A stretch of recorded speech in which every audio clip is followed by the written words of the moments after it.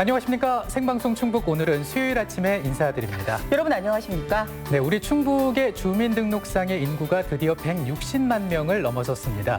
행정안전부가 그제 이 같은 결과를 발표한 건데요. 사실 인구가 늘었다 줄었다 하긴 했습니다만 160만 명을 넘어선 것은 이번이 처음이라고 하네요. 네, 충청북도의 각 지자체별로 인구의 수를 조금 달리 하는데요. 네. 증가한 지역을 살펴보니까 진천, 청주, 충주, 증평. 이 지역은 늘고 나머지 지자체는 인구가 준 것으로 나타나고 있습니다. 네. 인구가 는 곳을 살펴보니까 막대한 예산을 투입해서 지역 뭔가의 발전을 이루어낸 지역이 공통점이라고 합니다. 네, 사실 인구 자체를 보면 이제 경제 발전의 지표라고 볼 수 있기 때문에 인구가 늘었다라는 것 자체가 참 반가운 소식으로 다가오는데요. 앞으로도 또 여러 가지 정책들이 있을 겁니다. 이런 것들 통해서 국민의 발걸음이 우리 충북으로 이어질 수 있기를 기대해 보겠습니다. 네, 충북 오늘은 첫 소식 진행하도록 하겠는데요. 네. 한 주간의 이슈 살펴보는 투데이 브리핑 진행하도록 하겠습니다. 네, 오늘 보도국의 조상우 기자와 함께합니다. 안녕하세요. 네, 안녕하세요. 안녕하세요. 자, 오늘 첫 소식은 어떤 내용으로 준비하셨나요? 네, 오늘은 4월 15일 치러지는 국회의원 선거 얘기로만 구성해 보겠습니다. 설 명절에 가족 친지 만나면 정치 얘기 많이 하잖아요. 네. 가족끼리 정치 얘기를 하다가 분위기가 갑자기 싸해지는 경우가 많은데 그럼에도 명절 밥상머리 단골 주제는 정치가 아닐까 싶습니다. 네. 네, 이제 4월 총선이 얼마 남지 않은 상황인데 그럼 어느 지역부터 살펴볼까요? 네, 충북의 정치 1번지라는 상징성이 있죠. 청주 상당구로 가보겠습니다. 주요 정당 후보군을 보면은요. 더불어민주당은 정정순 전 충북부지사, 이현웅 전 한국문화정보원장, 김영근 전 가스안전공사 사장 등 3명이 출마를 선언했습니다. 자유한국당은 사선의 정우택 의원에게 검사장 출신 윤갑근 변호사가 도전해 공천 경쟁을 벌이고 있습니다. 정의당에선 김종대 의원이 일찌감치 출사표를 던졌습니다. 그래서 현재까지는 민주당, 한국당, 정의당 이렇게 3개 정당 간 경쟁 구도가 형성돼 있습니다. 네. 정치 1번지라고 하는 상당구 어떤 점을 눈여겨봐야 될까요? 네, 성균관대 동문인 정우택 의원과 윤갑근 변호사 중 누가 공천장을 받을지가 우선 관심인데요. 도전자인 윤갑근 변호사 입장에서는 승산을 봤을 때 경선보다는 내심 전략 공천을 바라는 눈치입니다.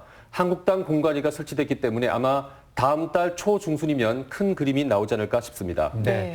그럼 이제 본선 경쟁이 어떻게 될지 궁금해지는데 사실 상당구 하면은 서원구나 흥덕구에 비해서 이 보수 색채가 조금 강한 지역으로 인식이 되고 있지 않습니까? 네, 그렇긴 합니다만 4년 전과 조금 다른 게 거대 아파트촌이 2곳이나 형성됐습니다. 방서지구와 동남지구인데요. 민주당에서는 신흥주거지 형성이 선거에 다소 유리하게 작용한다고 보고 있습니다. 실제로 4년 전 총선에서 청원구가 그랬습니다. 당시 변재일 의원 당선의 1등 공신이 젊은 세대가 많이 사는 오창의 아파트촌이었습니다. 네. 자, 그리고 상당구에는 정의당 후보도 나오는 것으로 지금 되어 있거든요. 이 점 어떻게 보시는지요? 네, 정의당 김종대 의원 초중고를 모두 청주에서 나왔고 현역 국회의원이고 군사 분야 전문성에다 파이팅도 넘치는 인물입니다. 특히 토론에 아주 능해서 TV 토론이 이루어지면 두각을 나타낼 거라는 분석이 있습니다. 게다가 정의당 후보 출마 지역구가 현재 상당 하나뿐이고 많아야 청원구 한 곳 정도 추가될 예정이어서 당의 화력을 상당구에 집중할 걸로 보입니다. 네. 진보 정당의 도전 결과가 주목되고 있습니다. 네. 네. 자, 이번에는 그 서원구 얘기를 한번 해보겠습니다. 오세훈에 도전한 오재세 의원과 최현호 위원장의 그 리턴 매치가 성사가 될지 관심사죠. 네, 오재세 의원의 5선 도전길이 처음부터 험난합니다. 오 의원 입장에서야 의정 활동의 마지막 불꽃을 사르고 싶을 텐데 후진들이 이제 그만 좀 내려오라고 재촉하는 모양새입니다. 표현도 직설적입니다. 도의원 출신의 이광희 예비 후보는 선수만 채우는 월급쟁이 국회의원은 교체해야 한다. 아주 도발적으로 나왔고 여기에 흥덕구를 노리던 이장섭 전 충청북도 정무부지사까지 공천 경쟁에 가세했습니다. 네. 자, 이렇게 되면 3파전이 예상되는데요. 이거 너무 치열해질 것 같기도 하고 어떻게 보십니까? 네, 총선 스케줄상 아직은 경선 이런 게 결정된 게 없고요. 다만 한 가지 특이한 점은 오재세 의원 측이 경선을 마다하지 않겠다. 오히려 경우에 따라서는 반드시 경선을 붙여달라 이렇게 요구하고 있다는 사실입니다. 세대 교체라는 미명하에 경선 기회조차 얻지 못하고 퇴장하는 일은 단호히 거부한다. 이렇게 이해하시면 될 것 같습니다. 아, 네. 네.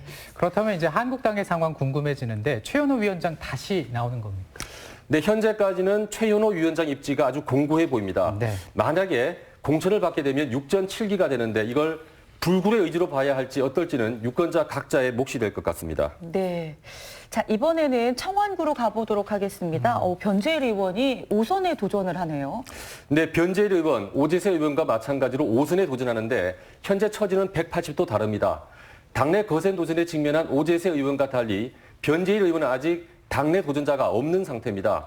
네, 지금 상황이 또 어떻게 될지 궁금해지는데 그렇다면 청원구 선거구의 그 관전 포인트 뭐로 볼 수 있을까요? 네, 한국당에선 청주시의회 의장을 지낸 황용호 위원장이 출사표를 던졌는데 과연 어디까지 치고 올라갈 수 있을지가 첫 번째 관전 포인트가 되겠습니다. 황용호 위원장, 친화력이 굉장히 뛰어난 인물인데 지난 지방선거 때 한국당의 청주시장 후보로 나와서 한범덕 시장과 경쟁했던 인물입니다. 당시 큰 표 차이로 낙선했지만 아무튼 몸값을 키웠습니다. 다음으로는 김수민 의원입니다. 김수민 의원은 4년 전 바른미래당 비례대표로 국회에 입성했는데 이번에 바른미래당 당적으로 나올지는 좀 더 지켜봐야 할 것 같습니다. 왜냐하면 김수민 의원은 최근 정치에 복귀한 안철수계 인물입니다. 그래서 안철수 의원과 함께 움직일 거라고 보는 시각이 우세한 상황입니다. 네. 자, 이 지역 유권자의 특징도 있을 것 같은데 어떤가요? 네, 청원구는 청주 4개 선거구 가운데 유권자가 가장 젊다는 특징이 있고요. 또 환경 이슈가 큰 쟁점으로 부각된 곳입니다. 그래서 변재일 의원과 김수민 의원이 현역의 이점을 살려서 소각장 문제에 있어서 경쟁적으로 주민들의 대변자 역할을 하고 있는데 환경 문제가 표심에 어떤 영향을 미칠지가 주목되고 있습니다. 네, 환경의 문제에 표심에 영향을 준다는 말씀이셨고, 자, 이번에는요, 이 세 곳을 했으니까 청주 한 곳이 남아 있습니다. 흥덕구 상황 알아보죠. 네, 흥덕구는 민주당에서 도종환 의원의 출마가 거의 유력한 상황입니다. 도종환 의원은 문재인 정부 출범 후 문화체육관광부 장관에 발탁돼 2년 가까이 장관직을 무리 없이 수행했고 총선 전국에서는 당 전략공천위원장까지 맡았습니다. 이장섭 전 부지사가 이곳에서 빈틈을 노리다가 결국 포기한 것도 도종환 의원의 입지가 워낙 공고해졌기 때문으로 보입니다. 네, 이 거물급들이 대거 포진한 상황이 아닌가 싶은데 그럼 흥덕구는 어떤 부분을 눈여겨보면 좋을까요? 네, 흥덕구는 자유한국당의 공천 결과가 관전 포인트가 될 것 같습니다. 충북에서 여성 최초라는 수식어를 달고 다니는 김양희 전 도의회 의장, 같은 도의원 출신인 김정복 새마을금고 이사장, 여기에 당직자 출신인 이규석 전 충북도당 사무처장 이렇게 3명이 각축전을 벌이고 있습니다. 네. 네. 자, 그리고 지난 도지사 선거에서 그 출마했던 신용환 후보, 이분 출마 여부는 어떻습니까? 네, 신용환 후보는 지난 지방선거 때 바른미래당의 충북지사 후보로 나와서 상당히 선전했습니다. 중간에 선거를 포기하지 않고 끝까지 완주한 점이 정치적인 자산으로 남아있고요. 신용환 씨는 현재 보수진영 통합을 추진하는 혁신통합추진위원회 전략단장을 맡고 있습니다. 만약 보수통합신당이 출범하게 된다면 청주권에 출마하겠다고 밝혔는데 만약 출마 여건이 갖춰지면은 흥덕구에 도전할 가능성이 가장 높아 보입니다. 네, 그 가능성이 좀 실현이 될지 한번 지켜보고요. 자, 이 청주의 4곳을 다 살펴봤습니다. 이번에는 충주 상황 좀 살펴주시죠. 네, 충주는 유권자 표심이 청주와는 또 다른 곳인데요. 네. 그동안의 선거 결과를 보면 보수 정당이 좀 더 유리했던 곳입니다. 그런 만큼 한국당은 수성, 민주당은 탈환 이렇게 되겠는데 중원 쟁탈전이 치열하게 전개될 것으로 보입니다. 네. 네. 자, 이제 충주에 계신 분들이 관심을 좀 가지셔야 될 텐데요. 한국당은 이종배 의원의 출마가 거의 확실해지고 있는 것 같고요. 민주당 같은 경우는 후보가 좀 많은 것 같네요.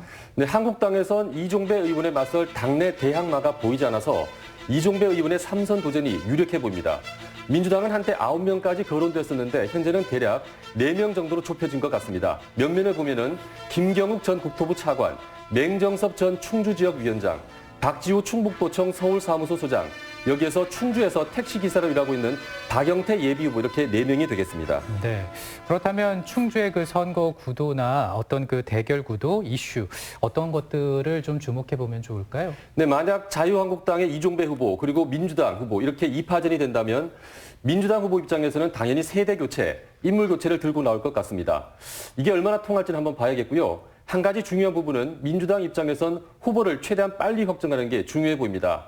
지난 지방선거를 보면 당시 민주당은 우건도, 한국당은 조기령 시장이 나와서 2파전이 됐는데 선거 전에는 우건도 후보 쪽 분위기가 사실 좋았습니다. 네. 그런데 우건도 후보가 미투 논란에 휩싸이고 후보 확정이 계속 뒤로 미뤄지면서 역전이 됐다는 분석이 많았습니다. 네. 네. 자, 다음 지역으로 좀 가보도록 하겠습니다. 네. 이번에는 제천 단양 지역 좀 살펴주시기 바랍니다. 네, 먼저 후보 현황부터 보시면 민주당에선 현역 의원인 이우삼 의원이 재선 도전에 나섰고 여기에 이경용 전 금강요역환경청장이 도전장을 냈습니다. 자유한국당은 엄태영 전 제천시장이 일찌감치 본선 티켓을 손에 쥔 것처럼 보입니다. 여기에 새로운 보수당에서 이찬구 충북도당 창당준비위원장이 예비후보 등록을 마친 상태입니다. 네, 이 사실 제천과 단양은 우리 충북에서 이제 보수 성향이 강한 곳으로 알려져 있는데 이번에는 또 어떻게 될까요? 네, 4년 전 20대 총선에서는 당시 새누리당 권석창 후보가 더불어민주당 이우삼 후보를 큰 표 차이로 따돌리고 여의도 입성에 성공했습니다. 당시 권석창 후보는 4만 5천여 표, 이우삼 후보는 2만 5천여 표 득표를 해서 두 사람 표 차이가 2만 표에 달했습니다. 네. 그런데 권석창 후보가 선거법 위반으로 낙마하면서 지난 지방선거 때 재선거가 동시에 치러졌고요. 당시 이우삼 후보가 한국당 엄태영 후보를 근소한 표차로 따돌리고 당선됐습니다. 네, 그렇다면은 이번에는 한국당과 그 민주당이 좀 벼랑 끝 승부가 되지 않을까 이런 추측을 가능하게 하네요. 네, 이우삼 엄태영 후보가 리턴 매치를 벌일지 아니면 다른 후보들이 본선에 나올지는 아직 알 수 없습니다만 제천 단양 선거구는 최근의 선거 양상을 보면 어느 당도 우리가 유리하다고 자신할 수 없게 된 것 같습니다. 그렇군요. 자, 이번에는 화제 선거구입니다. 동남 4군인데요. 고 노무현 전 대통령의 사위가 또 출사표를 던졌군요. 네, 설 연휴 직전인 지난 22일 노무현 전 대통령의 사위인 곽상은 변호사가 입당 기자회견을 열고 동남 4군 출마를 공식 선언했습니다. 곽상은 변호사는 법무법인 인강 대표 변호사로 노무현의 사위가 아니라 곽상은 이름 석자로 정치를 하겠다는 포부를 밝혔습니다. 물론 본선에 나오려면 성낙현 후보 등 당내 경쟁자를 뛰어넘어야 합니다. 네. 자, 만약에 이 곽상원 변호사가 본선에 나온다면 굉장히 흥미진진해지겠어요. 예, 만약에 박덕흠 의원과의 본선 대결이 성사가 된다면 전국적인 관심 선거가 될 가능성이 있습니다. 두 사람 뒤에는 물론 강도의 차이는 있지만은 노무현과 박근혜라는 그림자가 있고 고향이나 정치적 강점도 완전히 대비되는 면이 있어서 승패를 떠나서 전국적인 관심을 많이 받을 것 같습니다. 네. 자, 이제 마지막으로 중부 3군입니다. 어떻게 정리를 해볼 수가 있을까요? 네, 자유한국당에서는 검사장 출신의 경대수 의원이 3선 도전에 나섰고 여기에 이필용 전 음성군수가 도전장을 냈습니다. 민주당에선 임혜종 전 지역위원장과 박종국 전 머니투데이 편집장 등이 공천 경쟁을 벌이고 있습니다. 네.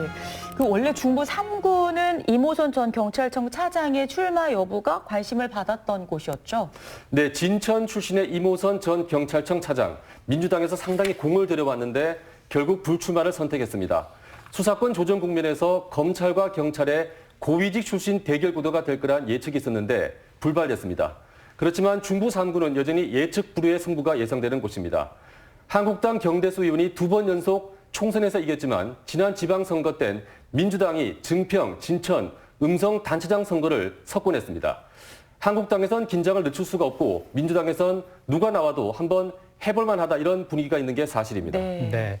이렇게 해서 8개 선거구를 좀 정리를 해봤습니다. 사실 우리 시청자 여러분들 그 4월 총선에 대해서 관심이 많으셨을 텐데 이번 시간을 통해서 좀 정리가 되셨길 바랍니다. 자, 투데이 브리핑 보도국의 조상우 기자와 함께했습니다. 오늘 고맙습니다. 네, 수고하셨습니다.